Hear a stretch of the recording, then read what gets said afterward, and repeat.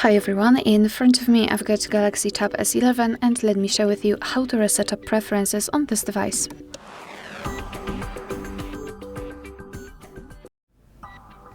So let's begin with opening the settings, and here in this left section we have to scroll and find the apps. So let me scroll down and find apps. Then here we are in the list of all installed apps. So all we have to do is to tap on this three dots icon in the right upper corner and tap on Reset Up Preferences.